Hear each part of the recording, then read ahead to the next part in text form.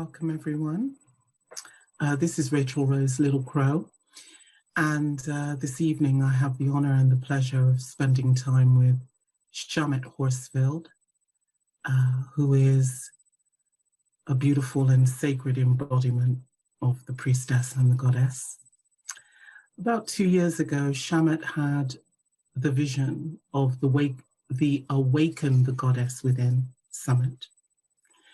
And through this inspiration, she has gathered some of the most beautiful, creative, loving, and evolutionary minds in the spiritual and transformational community to come forward in this great act of service, which is the Awaken the Goddess Within Summit.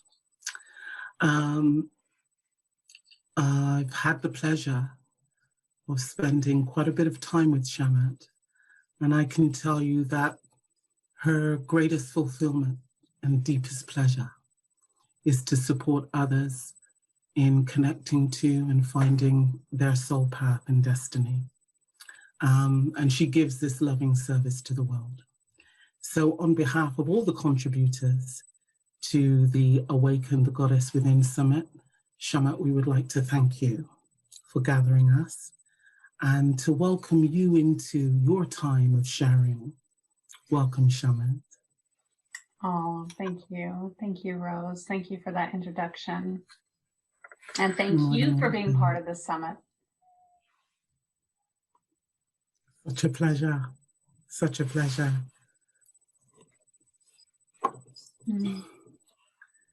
So, I know that you've done so many interviews and asked these questions again and again. So now it's time, and I'm so excited. So Schamet, please tell us, what does the goddess mean to you? Wow, it feels very interesting to be on the other side. It's such a big question. It's such an enormous question. And it means everything that everyone has said. But I'll speak for my own journey. When I found out about God and connecting in with God, I had an incredible journey. My mom and dad were not religious. Religion was not something that was forced on me. It was actually me that was a seeker. As a little girl, I started going to a Mormon church in Utah, and I would have been 7 or 8 years old. It was my choice. My family didn't go, but I was looking, I was searching, I was seeking for answers to find out what and why we were here.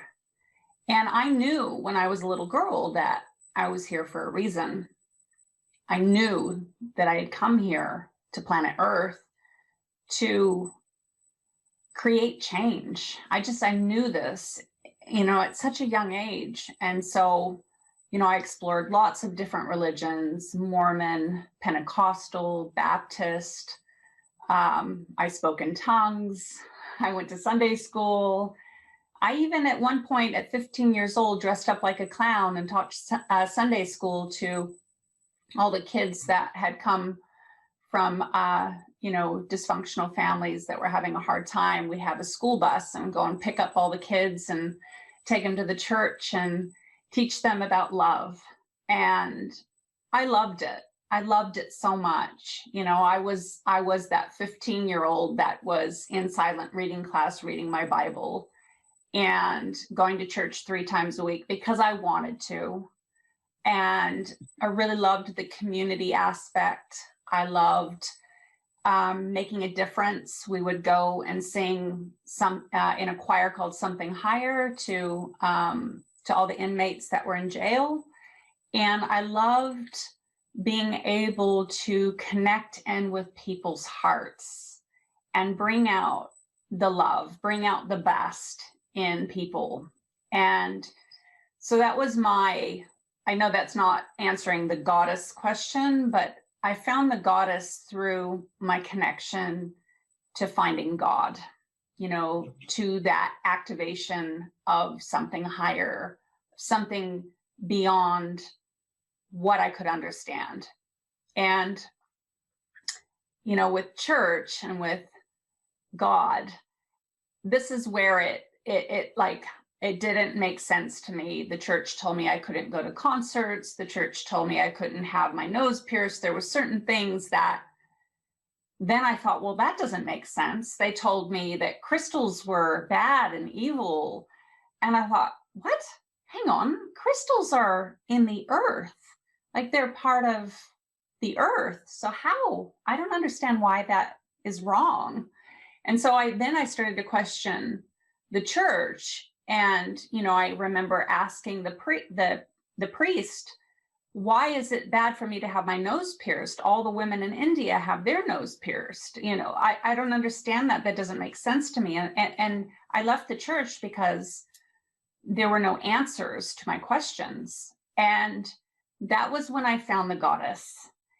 And the goddess made so much sense to me. It was like the God was out there, like some God on some throne watching over us all, or, something like.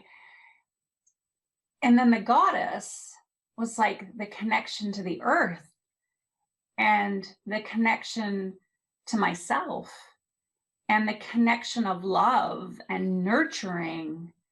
And that made so much sense to me.